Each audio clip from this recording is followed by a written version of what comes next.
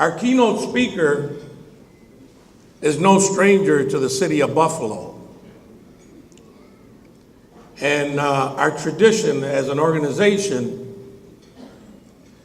is that we pick a keynote speaker that was part of our community at one time, moved away, and continues to contribute in their areas of profession where they live or currently live. But this gentleman, his bio, an excerpt of the bio is in the program, but if you'd like to see a more detailed and extensive outline of his bio, you can find it on our webpage, HispanicHeritageWNY.org. The roots regarding our keynote speaker go way back. Let me say a little story.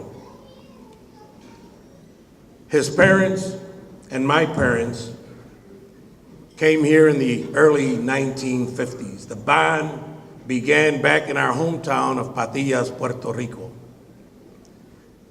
His parents, like my parents, did not know a word of English, not much education. But they came just like many others, exploring a new frontier, which was the city of Buffalo.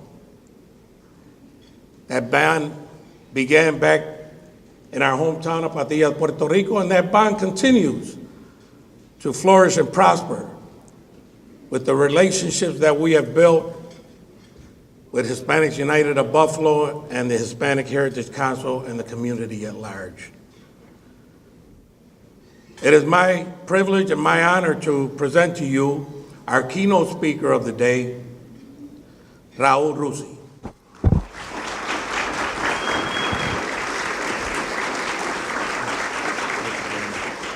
It's all yours. Wow. You know, I've spoken in a lot of places, and most times I do it fairly easy and I don't get nervous, but I gotta admit today that I'm a little nervous coming home. First, I want to talk a little bit about Acacia, and I want to share a little story that connects what Acacia is today with Apiadero and Patillas, because there would not be this great, phenomenal organization called Acacia if it wasn't for what Cass just said, the bonds that we and our families gave us back in the mountain towns of Patilla. Today, when you look at, and you can look on the website, acacianetwork.org, you're gonna find the largest Puerto Rican founded, Puerto Rican led organization in the nation. The largest in the nation. Not only is that, but if you look at, if you take away the hospitals and entities that are connected to government, it's probably the largest Hispanic organization in the nation, with $600 million of revenue and over $1 billion in assets. The organization is a network, and it's a bonding network of 74 affiliates, of which I would say 90% were founded by Latinos. Most recently, we found that the other entities, which is a great thing, want to join us. Most recently, we brought together an organization called CEDCO. CEDCO was the organization that the mayor of New York used to fund resources after 9/11. And it gave away almost $1 billion in resources. And it went into hard times, and it started to implode. And it was down to $4 million, and they came to us and said, we heard that Acacia Network is great at building organizations. So could you do us a favor and take us on to see if you could rebuild us? So we said, of course, we're from Buffalo. We know how to rebuild, right? Look around this. This is where I learned it. So we took the organization 3 years ago, and now what was a $4 million organization is a $12 million organization, right? We just got a $6 million grant from the federal government. It's being turned around as we speak today. Puerto Rican-led, Latino-led organization, going beyond its boundaries now. The organization has offices obviously in the heart of the South Bronx, and that's where I work. When I was a police officer here in Buffalo, my partner Joe Ransford, who many of you knew, and I, as we were roaming the streets here in Buffalo, we said one day, cops want to go where the crime is. If you're a crime fighter, you want to go where the crime is. Right, Jimmy McLeod? Jimmy McLeod, he's my good friend, the judge who I've known since I was a young officer, he was a young defendant, public defendant, and I was giving him a lot of clients, right? and so we wanted something that every officer, I wanted to go to the Bronx. I want to be in South Bronx because I know that's where crime really happens, and I want to go there, right? And Joe and I would dream about that. Well, now I'm in the South Bronx fighting crime, but not the way that I did when I was a police officer. Now we do it with this phenomenal organization that provides 4,000 units of housing to homeless families, the largest homeless provider in New York City, led by a Puerto Rican organization.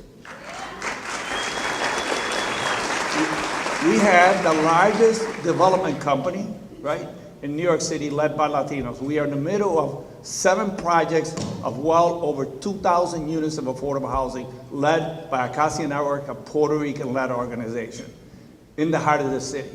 We have been recognized for the energy and the strength and the growth by all the developers in New York City. We were just honored this week at the National Housing Conference for that. So we provide homeless housing, affordable housing, supportive housing. When an individual graduates from a treatment program, nobody will allow them into their house, right? We provide that housing. When there was an HIV crisis, there was no place for somebody to go and die that had AIDS. They couldn't even go a place to die in peace. There was no nursing home that would take a single person. Acacia Network built the first nursing home specifically for AIDS victims, the only one in the nation. That's a Puerto Rican-led organization. When the organizations across New York and across the United States, Latino organizations began to implode because of revenue from the federal government began to end, Acacia Network decided to do a different plan. The plan was not to depend on a sole source of dollars, and also to have a central governing organization. And I'm going to tell you where I learned that, because I learned that right here in Buffalo. And we created that central organization. The next thing you know, every time a Latino organization would have problems, they would call us, we would step in, we began to centralize these organizations, and those 74 organizations today were joined just this past week by another great Latino organization, La Liga, in Syracuse, is now part of Acacia Network. And Elisa Morales is here, the Executive Director, Wade. All right, there she is, our new affiliation in Syracuse. So we are now in Syracuse. Obviously, Mayor Willie Rosa is here. We know we're going to be in Dunkirk very short. We're working in Dunkirk, Buffalo, Albany, New York City, Tennessee, Kentucky, Georgia, Florida, and Puerto Rico. How is that for a Puerto Rican-led organization? So this great organization, which I am this humble person from Mapiadero, Padilla, and from here in Buffalo, leads, is this phenomenal organization led by Puerto Rican staff, Puerto Rican board, now across Latino board, because the board is very much more complex than that. We've affiliated with the only Dominican organization in New York City is part of the Acacia affiliates. African American organizations, part of the affiliate structure. And I could go through this and we will be here for a little while. I don't want to do that. But I just wanted to share with you the strength of this organization that has been created, and the bonds to that organization started here. And I wanted to share that with you now. In 1957, Armando Russi, my father, was sent a letter by my grandfather who said, your family, your kids, at that time your 6 kids are here in Apiadero, and you need to think about sending them some plane tickets because things here are really rough. So he did that. You know, Puerto Rico, as you know, has this interesting relationship with the United States. I sit here and I watch that young girl pledge allegiance to the United States. We sing with honor the national anthem. We're proud American citizens. But since 1917, when that thing called citizenship was, I've been having a real hard time saying what it was, because it was kind of imposed on the people at the time. It wasn't like Puerto Ricans were saying, make us citizens. Somebody came in and says, bless, you're all citizens. And I look at the border today, right? The people are struggling and fighting to come across the border. And I think there's a whole island where somebody just waved their hand and said citizens. Now, why did they do that? Well, we all know there was a little war coming in 1918, and there was a lot of young Puerto Rican people in Puerto Rico that could be drafted. And about 30 seconds after we were getting the citizenship, we got the draft notice. And my grandfather was one of the ones that got that draft notice. And he went into the military. He was injured, and he got a little pension. And that little pension is what saved us, because there was no money in Puerto Rico. Our farm was a beautiful farm. It had every kind of vegetable there that you could possibly imagine, but there was no money. The only money that people made were in the sugarcane fields. And I don't know if you ever saw somebody after they came out of the sugarcane field, because you know they burned the sugarcane before they cut it, right? So you can imagine that those men, including my father, would go into those sugarcane fields with their machetes to cut down the sugarcane. They came out with black lung, all that ash from the sugarcane. So my father said, that ain't me. I'm not doing that anymore. And first he took off with the owner's daughter, which was my mother. Laureano Pagan shot a couple of shotgun shells at his butt on the way out, right? And he took off, but he took her to the mountains of Apiadero, and 6 kids later, right? And then he headed off to the United States, migrated throughout the United States, several states, working in the farms and everything else, and then eventually landed here in Buffalo, at Bethlehem Steel, right? Working in the foundries. Now, you know what working in the foundries of Bethlehem Steel was? They would walk into these furnaces, loaded with bricks, and then they would pour the ore in there and they'd burn it. And then if it was done, they pour it out. And then the chippers, as they were called, will go inside those brick ovens and they would chip away at what was the slag that was left over. So you know what my father looked like coming out of work? Exactly the way he looked at when he was in Puerto Rico. Except he got paid. And he had $1 and he could make a family. He took care of his family. And so he brought us on April 17, 1957. And I remember on that plane, there was a couple other families that still live in Buffalo. We all came together. And we got, that day when we arrived, our apartment wasn't ready, so it took us over to Riley Avenue. And I met the first of the leaders of this community, Ana Cotón. Ana Cotón, Yola. Ana Cotón, yes, you all know, created the first senior programs. Until the day she died, she loved their seniors. And she was a relative of my family. And we went to her house on Riley Avenue and slept there that night. It was my first day in Buffalo. Then the next day, my father took us to Lackawanna.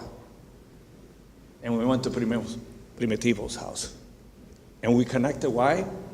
Because they were from Patilla. Doña Petra y Don Primo, as they were known.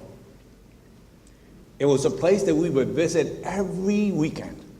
Every weekend we would go there. A family went to church in Lackawanna, and those were my father's connections in Lackawanna.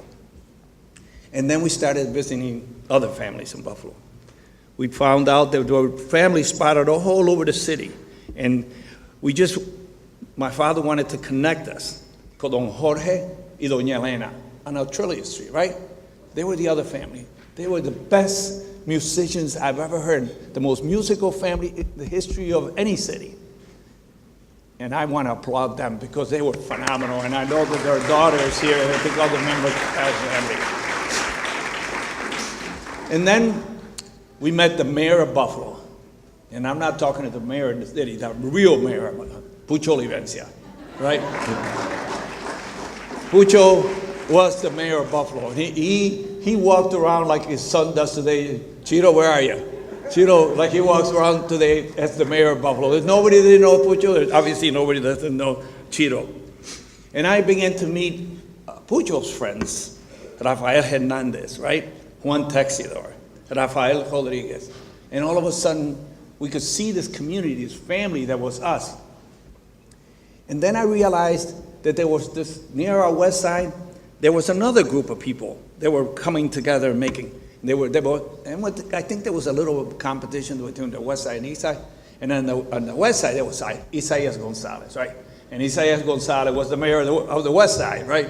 And he was an unbelievable leader. And the next thing you know, I began to see other folks floating around. There was a sales guy that used to go around, and his name was Pejin Otero. Pejin would visit all the houses. Almost every Sunday, we'll walk around to all the houses.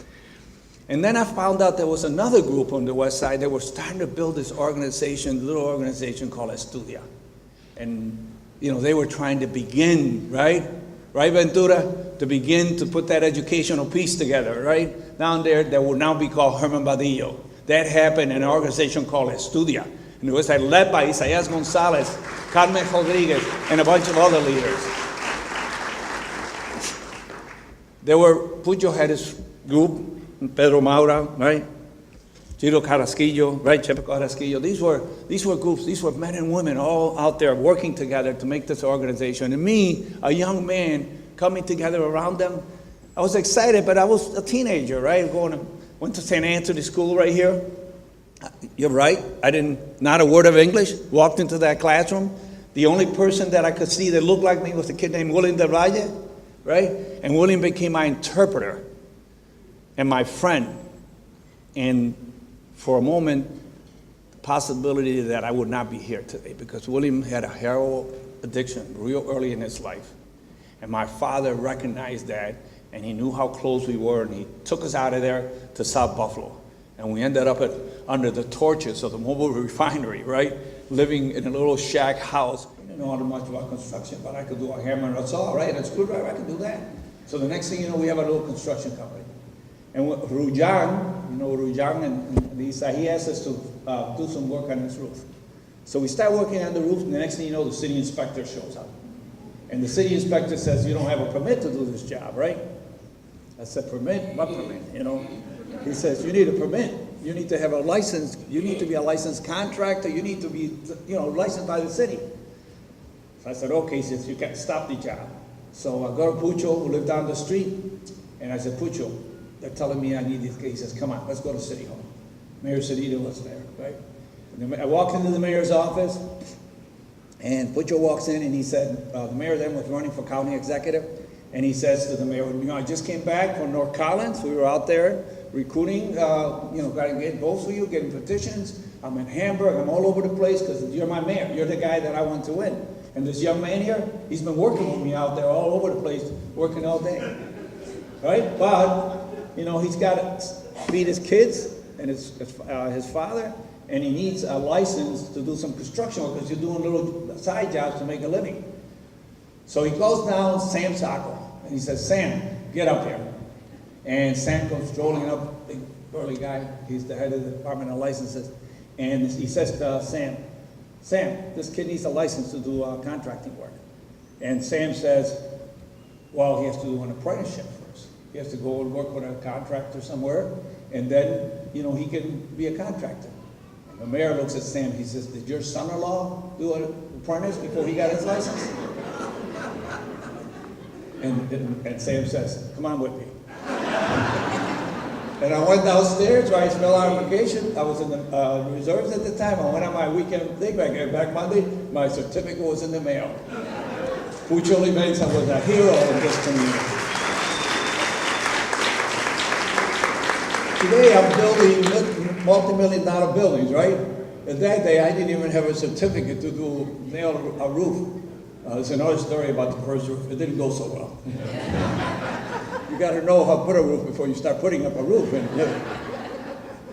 But the reality is that those people, the Isaias, the Rafael, all the people I talked to, I know that I missed hundreds because there were like 30, 40 families connected here, all well connected, who were just really doing unbelievable things at an unbelievable time. And I saw these organizations begin to go. There were organizations, Alianza, right? The Catholic Church group that built that one together. And then there was the Puerto Rican Cultural Center on the east side. And there was PRACA, the Puerto Rican American Organization. They were all coming together, slowly being built by these leaders. And then the next thing, the young whippersnappers from the University of Buffalo showed up, right? They came from New York City to the University of Buffalo, and they started forming the Puerto Rico Chicano Committee of Bill. I didn't like them very much. They were outsiders coming into us in Buffalo, but you know, we became brothers and friends and brothers in arms over time. Even my sister joined that little group for a while. My sister Lisa was here today. And these organizations, PRACA, La Alternativa, the Puerto Rican Cultural Center, Estudia, and they were all trying to fight for their little crumbs to make the organizations grow. And then we realized that we had to find a different way. And then the CETA monies came along. And a young man that I met then, I knew his father, but I didn't know him, Gilbert Hernandez. Gilbert worked at City Hall with me, and he was working for the mayor's, the Office of Community Management or Manpower. And he told me about this grant, the CETA thing that was going to come. And he said, but we can't go 6 organizations. We got to find a way to come together. And we created the Consortium of Spanish-Speaking Organizations. And we went after that grant. We did, James, I know you're a judge, so you might want to close your eyes. But we did do a little something that wasn't quite right. You know, Gilbert snuck the urban lease proposal to me, and we changed the names of everything we could, right, to make sure that we could pass. And then we went in, and then we got Lillian Malavé from the University of Buffalo and a couple other professors, because we needed writers, because we couldn't write, because we couldn't, we barely speak English, right? So we wrote this grant, and we got $1.5 million from the CETA grant in 1972. Unbelievable, right? And we created, but the organizational structure was weak because it left the power in the community organization. The consortium had no power. So basically, the fight started all over again, tearing each other apart outside. So wow, that didn't work so well. We created it, we didn't run it, we lost it. 15 years to survive it, it disappeared. And then, so Gilbert and I, and Pucho, and David Rivera, and Andy Garcia, and all the leaders that were part of all these organizations didn't give up. We said, we got to find a way to bring these organizations together. Because every time we go out there and we split a dime, we get 2 pennies apiece, right? So this doesn't work. So while I was in the police department, we were working on that, I got shot. As many of you know, I was shot in line of duty, and I was in the hospital bed. And I remember that one thing that mayors love is taking pictures with fallen cops. You want to get mayor excited? Tell him there's a police officer shot at the house, police officer taking his picture, right? So there he is, little Mayor Jimmy Griffin, standing next to me, who I didn't like very much, taking his picture. So, he took his picture, he went on his way. The next day, Jose Pizarro walks in the door and he says, Raul, they're going to close our 3 organizations. The mayor is upset at us for political reasons, and he's going to take all the money. I need you to talk to the mayor to please give us our money. So the next time the mayor showed up with the photographer, I said to the photographer, could you wait a minute? I need to talk to the mayor for a second. So I said to the mayor, Mr. Mayor, you can't do that. These 3 organizations, that's all they have. And he says, well, they're not on my side. I said, I thought they were on the side of trying to help people. He said, well, they're not on my side. I don't care about anything else. You're on my side or you're not. And I said, Mr. Mayor, I'm on your side. He says, okay, they can have the money. And he gave him the $20,000. But you gotta remember one thing, that it was sad for me that day. That you had to be laying in the hospital, shot up, to beg this little guy to give you money for the community. I said, that cannot stand. And then we all got together as I came out, and we began to do two things that are super important, and I love the crowd today. I love what you have today. I want to congratulate you, because this is what you need to make change, and you should give yourself a hand, because this is power, what you have right here today, and you need to use that power. We decided that it was time to find a way to come together again. So for 2 years, right, David? We worked glove in hand every day, going to Duval College to find a way to bring us together. David Rivera, who's here today, was the first president of the board of Hispanics United of Buffalo. I want to thank him because he was part of that from the beginning to end. Johnny Sanabria, who every Saturday, instead of being here, we were at Duval College or the United Way or a hub, making that thing happen, right? For 2 years. Peleita, el nombre, que hacemos, no hacemos, que tú tienes poder, que yo no tengo poder, que tú tienes esto, que yo no... All that nonsense, right? We fought through all that to bring Hispanics United Buffalo.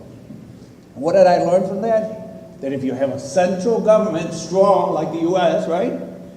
That you can have an organization. So we created these 3 organizations. HUB would be the program organization, right? The Puerto Rican Cultural Center will be the cultural. The Puerto Rican Center will be, PRACA will become the cultural center. And then we will have a Hispanic management company that will hold the assets for the corporation. So you know what Acacia has today? That model which I learned here in this city, with these friends of mine, with their parents who came from Puerto Rico to build the organization that I have today. It started here, it started with these people, they taught me how to do it, and we have a great organization in New York City, Center of New York City, now across, because HUB now is part of the affiliate. Because of you, Janet Sanabria. Because of you, David Lexus. Because of you, everyone that was in those group, and the people who kept it going on from there on. It started here. It started here. I am so honored and proud that you have invited me to come here today and speak about these things, because so easy to forget, right? It's so easy to forget. It's so easy to tell people the story. I have a chief of staff that was, I think, calling me about something, and she tells me, don't let them rewrite your story. Don't let people rewrite your story. You write your story. When we were trying to get ourselves politically together, we created the Western New York Hispanic and Friends, and we put together a group. At one time, almost as large as this, they have the politicians come through us and talk to us and explain what we're going to do, so that we could support them if they needed support, and not support them if they didn't do what we needed to do, right? But I want to tell you 2 little stories about that, because I think these are stories that need to be told so you can remember how we got there. So one day, Paul Wolsey, myself, and Andy Garcia were at Duval College trying to keep our little bodies in shape, working out in the gym.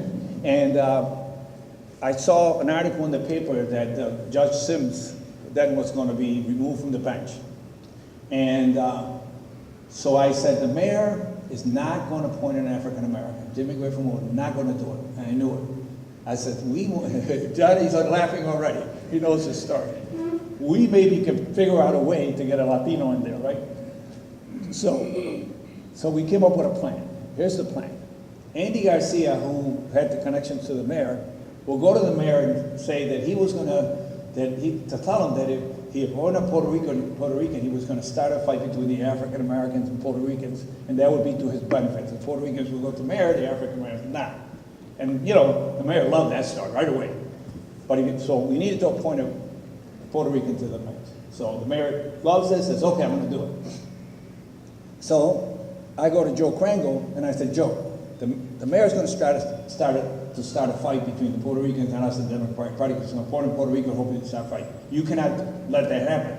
As soon as the mayor appoints, you got to come out and say, we're supporting Raul Figueroa. Then I went to Arthur, and I said to Arthur, the mayor's going to try to start a fight between us. He's going to say that appointed Puerto Rican for a seat that at that time everybody thought was going to be an African American seat. I want you to say that the minority is a minority, that the Puerto Rican African Americans, that we're brothers in arms, that there's nothing will separate us. And the minute the mayor appoints it, I want you to be the first one to come out and say your support to Raul Figueroa, because as far as he was concerned, it was as good an African American, and that was it. And then the mayor did his deed, right? And exactly was planned. The morning that as soon as the mayor made his announcement, R3 went on the radio and said, it doesn't make any difference. It's not going to split us. And then Joe Cranico said, we're going to support Raul Figueroa, no more primaries, and off we went. First Puerto Rican elected to office outside of New York City, right here in Buffalo, New York, and it was planned by Puerto Ricans to make that happen. You got to be smart about the political system. If you don't understand how the game is played, you will be left out, completely left out. Later on, as we begin to have a little power, we were at the Puerto Rican Center, and we're doing interviews for the elected officials, and R3 shows up with the group of candidates that he had. It was called United Group or Unity, Unity, right? Unity Group. And he wanted to run all the candidates, R3, Bell, for whom the bell tolls, remember the little campaign? And he wanted us to come out and support that whole group. So I said to Art, DFY, Department of Youth, has taken the money from then Hub, that was Puerto Rican Chicano, and we want that money back. And you, Leonard Dustin, and you are good friends. And all you gotta do is pick up the phone and we're gonna get our money. And if that happens, then you got our support. He says, I want it today. I said, no, we'll vote next week. Monday morning, I'll be in your office and we're gonna make that phone call. And if the phone call is positive, then Saturday we'll be back here. And Johnny, Sanabria, and Puchito, and we're all gonna be with you, united. If they don't, then we're gonna do what we gotta do. So Monday morning, I'm in the office with R3. He makes a phone call to Leonard Dustin's, $75,000 immediately to PRCC. Next Saturday, we voted to join the Unity team. So the reality is that the power is in your decision, you being able to connect, to have this unified group of people working together. It's all right you support different candidates. It doesn't make any difference. The idea is you have a common purpose and a common goal, all the way. And to me, that's the difference between communities that succeed and communities that fail. I had the pleasure of working with giants. I had the honor of working with giants. The people that you talk about, the people that you recognize, the people that you will build statues to, the Pucho Vivencias, the Isaiah Gonzalez, the one Texaner, they were my giants. I heard it, I saw a movie somewhere where, I think it was in Egypt, where the storyteller said, I walk with giants. Let me tell you, I walk with giants. Thank you very much. Thank you.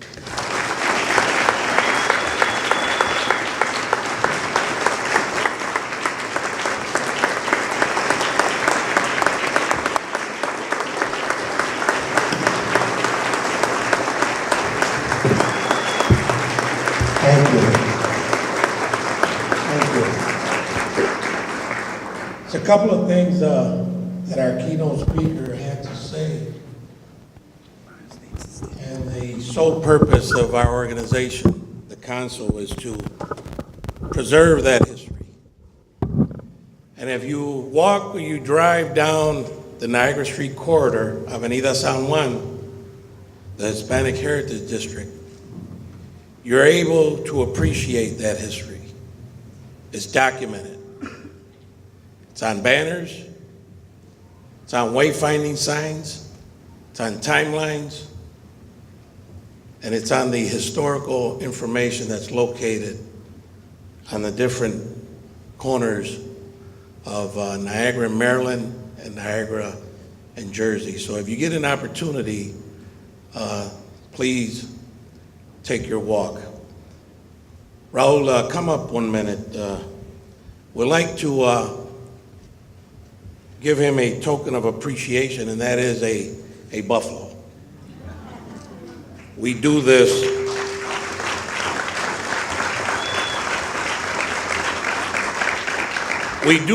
that have left Buffalo but have stayed in Buffalo. Their heart is still in Buffalo through their works. Raul, on behalf of HHC and this community, we appreciate you, we appreciate your family and everything that you have done to be able to move our community here in the city of Buffalo forward. Thank you. Thank you very much. Thank you very much. I just want to I mentioned just a minute ago, thank you guys. This means really a lot to me. And what I'm going to tell you next, I'll tell you why. While I was up here, the phone rang a couple of times, right? My chief of staff was calling me. The reason that my chief of staff was calling me because FEMA has decided they will no longer support the families from Puerto Rico, and that they are now being put out of the shelters in New York City. So as I was standing here, my chief of staff told me that we're getting 90 to 100 families into our shelters, Puerto Rican families, so we can take care of them. And it tells you that what Acacia is, a place where we can land, but it also tells you what's going on in Puerto Rico. And we need to be educated because this is a struggle about what that little girl is saying, about who we are as citizens and what rights we have and what we deserve. And if we don't stand up for that, then those families will not be the last that will be thrown out of shelter. Thank you very much. Thank you. Not anyone leave the program, the best is yet to come.